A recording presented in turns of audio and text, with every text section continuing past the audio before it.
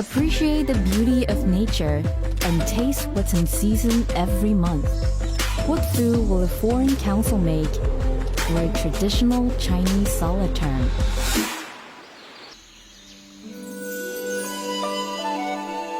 Autumn equinox, or Qiufen in Chinese. The 16th of the 24 solar terms takes place on or around September 23rd each year. On this day, the sun is directly overhead at high noon at the equator, and the earth is in balance, evenly split between day and night, warm and cold. In the middle of autumn, everything has been harvested and food is abundant, bringing joy to farmers. According to historical records, ancient emperors worshipped the moon on the day of autumn equinox. The full custom of viewing the moon at the Mid-Autumn Festival was derived from this ancient ritual. Add golden syrup, peanut oil, and light water into the flour. Stir to make everything into a soft dough and make sure no dry flour is visible. Divide the dough into pieces and flatten them. Flatten the lotus paste into a round mold and put a salted duck egg yolk in the middle. Insert the filling combination into the wrapper. Close the opening slowly, shape it into a ball and dip it in flour. Press it into the mooncake mold and get it out by tapping. We've got a mooncake. The Mid-Autumn Festival, which developed from autumn equinox, is one of the 3 most important traditional festivals in China.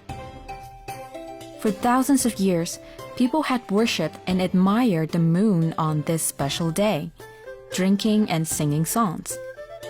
Mooncakes have also turned into an iconic and must-eat food at the festival from sacrificial offerings. Its sweetness and fragrance impressed the literary giant Su Dongpo, who thought highly of mooncakes in his poem. On the day of autumn equinox, I am going to visit one of my new friends with its mooncakes in Cantonese style as a gift. Lisa Heller is a senior diplomat who's been devoted to China-US relations for over 35 years. She likes collecting traditional Chinese items such as Chinese paper fans and folding screens, which can be seen everywhere in her residence. She took the office of the U.S. Consul General in Guangzhou just 1 year ago. But she said her story in China can be traced back over 30 years. At that time, she chose to teach in China right after graduation, despite frequent changes at work over the years. She's shown constant concern to educational cooperation between China and the U.S.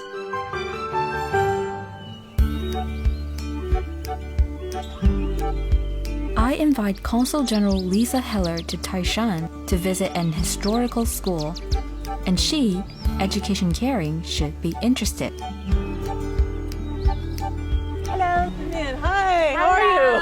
Good, nice to meet you. Good to see you again. Yeah, nice to see you again. How do you think about the weather today? Today is the autumn equinox. Oh, wow. It's lovely. It's gorgeous blue skies today. A little bit of a breeze, which So makes it nice, yes. Yeah. But where I come from in the autumn, we usually see lots of different colors. Here it's still so very green in South China. Well, I think you are very perspective because in China, actually, we have a different cropping system. Generally speaking, crops usually have one harvest in 1 year. But in southern China, owing to the warm weather and the humid weather, so in southern China, crops usually have 2 harvests in 1 year.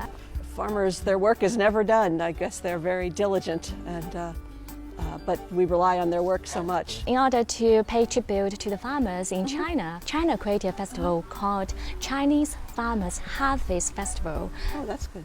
Yeah. To recognize the hard work of farmers, we all depend on them so much, so it's good to recognize them. Yeah. During the autumn equinox in ancient times because it occurs in the Autumn Festival, and at this time, the people would eat mooncakes. Oh, yes. Yeah. So speaking of mooncakes, today I prepared mooncakes for you. Oh, wow. Could you guess where is this? Oh, are they hiding in here? Oh, wow. This is the mooncakes I prepared before, and I hope you will like it because it is made by myself. Oh, you made them yourself. Wonderful. Yeah, yeah. Okay, I do love mooncakes, actually. They have the sweet and the salty, and they're very lovely. These are the lotus. Oh, right? yeah, lotus seed Lotus paste. seeds, yes. Yeah. How do you feel about it? It's excellent. It's excellent. So, is it the first time you try it? No, actually, I've had many mooncakes in my life. The first time that I had mooncakes was when I first came to China to teach back in 1986, and I was working in Dalian. Wow, so long ago. Yeah, so their mooncakes are a little different up there. They have the wuren, wuren. Yeah. It was shortly after I arrived, a few weeks after I arrived, and it was my birthday, and it just happened to be the Mid-Autumn Festival at the same time. So this was the first really fancy dessert that I had in China. I could imagine there were very few desserts in Dalian at that time. Yeah, there wasn't a lot of the variety that they have now. But after 30 years, more than 30 years, I think we have a lot of choices of mooncakes, different shapes, different stuffing. Sure. Well, speaking of sweet desserts, I've brought you a gift from my home. Wow, it's so beautiful. This is an American-style apple pie. It's a traditional dessert. It features apples from the northwestern part of the United States, cranberries from Massachusetts, and Massachusetts is Guangdong's sister state. Yeah. And there are pecans from the American South. Wow, I could see the cranberry, giant cranberry here. It's different from the apple pies I saw in McDonald's. Oh, really? No, it's very different. This is a homemade version, and this is like a traditional style American pie with the crust on the top as well. Should we try it? Okay, I can't wait to try. Okay. Yeah, it's very good. Very good. Wow. And fun to make too. I could finish at least half of it. Okay. Very good. So delicious. Oh, we could also find the chestnuts here. Those are pecans. I think you call them like shanhotao or something. 核桃, yeah. Shanhotao, yeah. They're usually grown in the southern U.S. and Texas and states around there. But they've also become extremely popular in recent years here in China. We export large quantities of pecans to China. The Chinese like to make them with sugar on them, very sweet, like a candy. But they're very popular here now too. Actually, I've heard many phrases related to American pie. As American as apple pie. Right. We say something as American as apple pie. And it means because it's something that is loved and adopted by people from all kinds of backgrounds and all walks of life, including many of our immigrants, that apple pie is just something kind of very universal in our country. So we have this saying. And actually, Chinese people love apples because apples symbolize peace and safety in Chinese. Well, for us, apples actually are a symbol of education. Many years ago, maybe 100 years ago, when people lived in the remote areas and maybe didn't have a lot of cash to pay school teachers, they would often bring bags of apples to school or bags of other fruit to pay the teachers. So the symbol of an apple kind of became associated with education. And even today, when it's time for back to school in the fall, they will often use a symbol of an apple to represent this time for back to school. So that's an important symbol for us. I could see the apple and apple pies actually play an important role in American culture. Yes, it does, very much. So talking about education, actually where we are now, the cafe and homestay was originally a school 100 years ago. Really? Wow. Yeah, and it was donated by overseas Chinese in the United States and Canada, etc. Well, this building is such a gorgeous combination of Chinese and Baroque architecture. Yeah, and you could see Guangda. Actually, the name of Guangda was written by Dr. Sun Yat-sen. Oh, by himself personally. Yeah. Oh, right.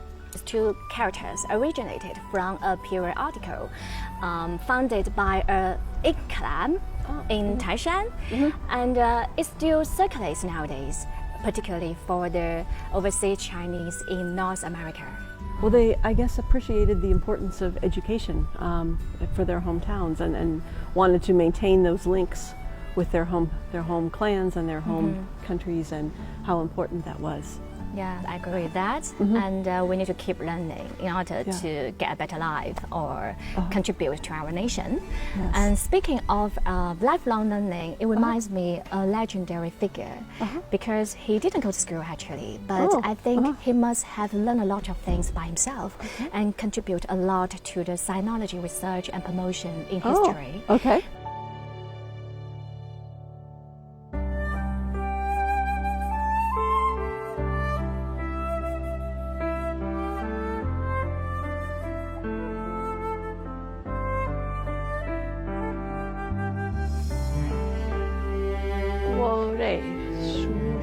Wow, impressive. And we could see that 民国12年 actually, it means this 书室 was founded in 1923. Wow. Yeah. Shall we get in? It's 100 years ago almost. Yeah. 国瑞书室 actually was a Mark Clam school. Wow. What's the difference between a clan school and a village school? Well, actually, a clan school was donated by the clan members. It's something like family school in foreign culture. Okay.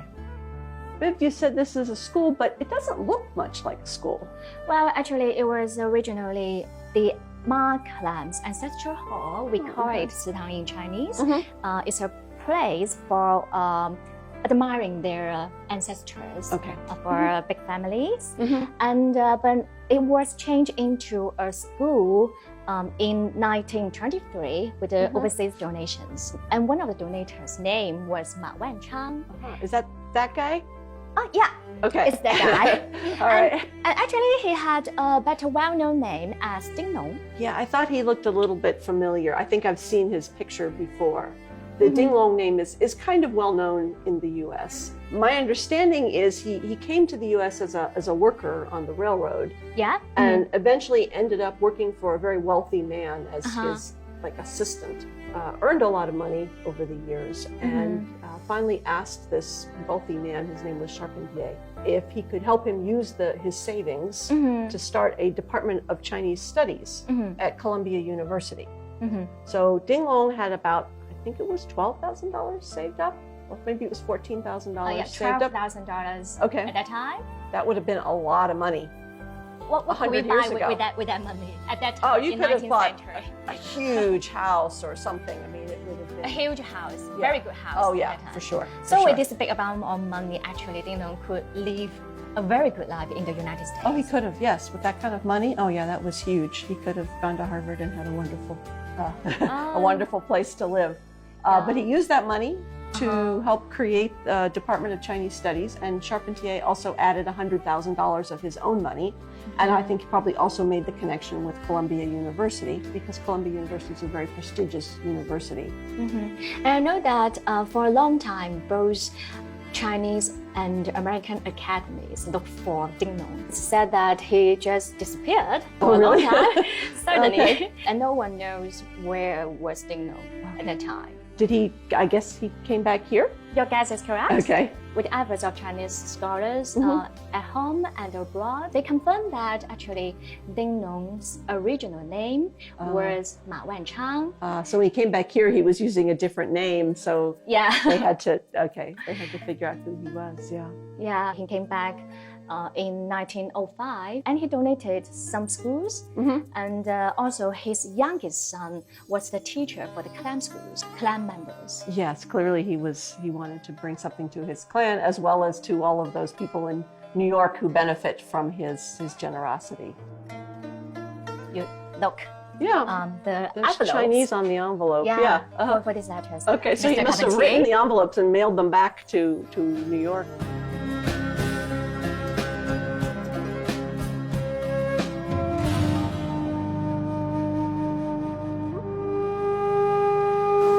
There's another place I thought you might be interested in. Shall we go and have a look? Sure, that would be great. Tanshi Jiujia. Wow, you pronounce very good. Oh, restaurant by the river? Yeah, you are a Chinese expert. Not really, not really. This looks lovely, but why this restaurant? I had found some China-US connections in this restaurant. Yeah. Would you like to know? Sure. That view. Yeah. Such a huge place. Tanxi Restaurant is a well-known landscape restaurant in Guangdong. It's just gorgeous to see all this traditional architecture and floral design come together. It's pretty amazing. It looks like a little bit like ink painting in China. Oh, yeah, yeah. They're trying to make it like a shan shui picture.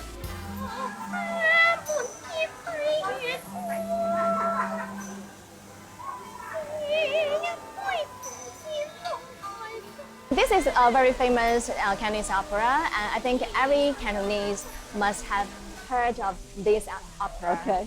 Well, the costumes are gorgeous, and it's so nice to have a set here in the middle of the restaurant. And this restaurant actually has a history of 70 years. Oh, really? Has received many foreign leaders before. Well, I heard that former President Bush and Dr. Kissinger came to a restaurant in Guangzhou. Was this one here? Bingo, that's right. So many famous people. What brings them to this restaurant? What's the attraction here? Oh, I think maybe it's because here we could find the best Cantonese food. So it's very authentic. Yeah, very authentic. Okay. Yeah. Would you like to try? Sure, that would be great.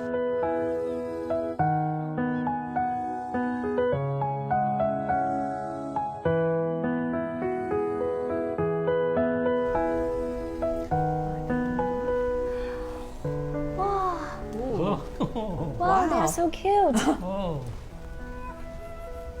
Look at that. oh, it's rooster held in the break of day. Oh, you can see this is the sunshine. Sunshine. Yeah. Yeah, yeah. That is wonderful. What ingredients are in that? This dish is called 雄鸡爆小. Including the beef, slice, and roast goose, and the chicken slice, and that is egg.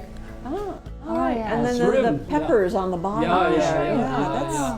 It's a real work of art. 真的是艺术品. Dr. Kissinger is to- enjoy it. Dr. Kissinger had this. That's really wonderful. Very like it. Oh. So even 50 years ago, they had these dishes. That's great. Oh. We're eating. Can we Okay. try now? Sure, let's try. Yes. So I will try a piece of the 一 meat. 唱雄鸡天下白。 It's delicious. Delicious, right? It's wonderful. Yeah.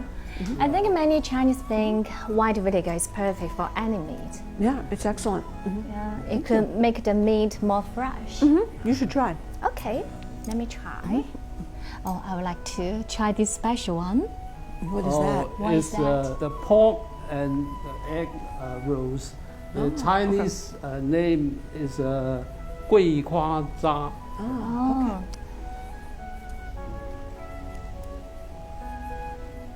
Wow. It's delicious and very special flavors. Yeah. You can try the roast goose. Okay, which one is that? Yeah, this is roast goose. All right, thank you. Oh, And it goes there. Okay, it's great. a rum jam.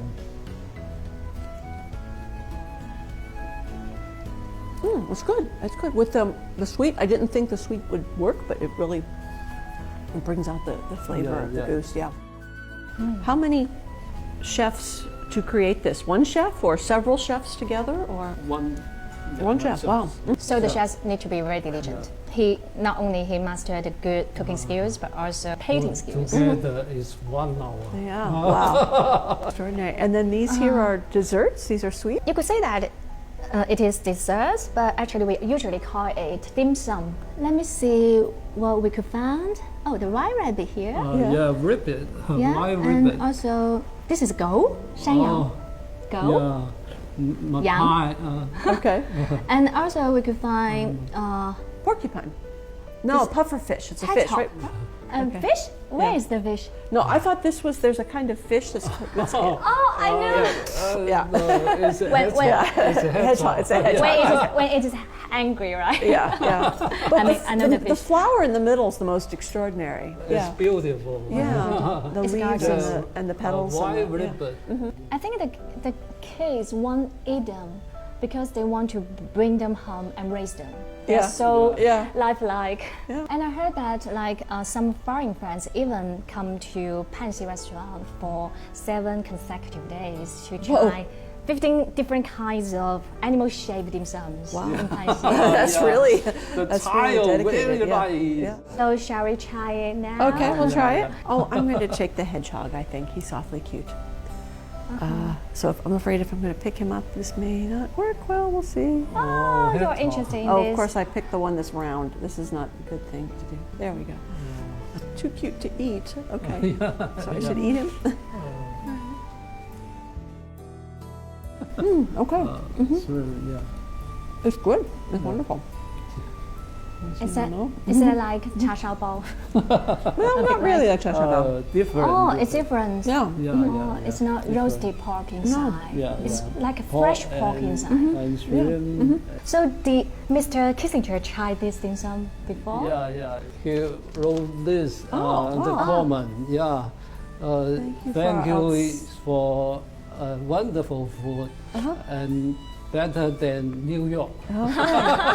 Yeah, look at that, Henry Kissinger. Yeah, it's really interesting that Kissinger came here in 1987 because that was also the first year that I came to Guangzhou. Is that true? Yeah, I was living and working in Dalian, and I took the boat and the train to come down to see South China during the Chinese New Year. Wow, sounds a long way. It was by a long boat way. and by train. Yeah, but I was anxious to see so much of this country, and it was great. So that was my first experience down in the Guangdong area. So what major did you teach at that time? I was teaching English to graduate students at the Dalian Institute of Technology. So what's your first impression of the Chinese students? The Chinese students were incredibly hardworking, dedicated. They were, in many cases, some of the first in their families to go to college, and they were working really hard, and they were very proud of what they were doing for their country and for their families, and it was just really inspiring to work with them. At that time, there were few opportunities for students to go abroad. Yes, Yeah. there weren't many opportunities. It was very rare then. Fortunately, since then, we've seen more and more students going overseas to study. A large part of my career has been helping to foster international educational exchange and international cultural exchange, as well as working with the media to help other countries understand each other better. In my work in Beijing at the embassy, I was frequently working with educational programs, and we were doing everything we can to increase American students coming to China and Chinese students coming to the U.S. I think, in fact, that Chinese students are still the largest number of students from outside the U.S. who are studying there. I know that the embassies and consulates in China gave out more than 100,000 visas to Chinese students just last year. So in spite of all of the challenges, it's still a very strong educational cooperation story we're seeing. So you have come to China for more than 30 years, like? Yes, I guess it has been 36? 35, 36 years, yes. Wow. Yeah, so many changes, but I mean, still a lot of wonderful, inspiring people even now. So it's great. It's very, thanks for your brilliant hard work on this. Let's toast together to those working hard for changes. Those working hard for changes.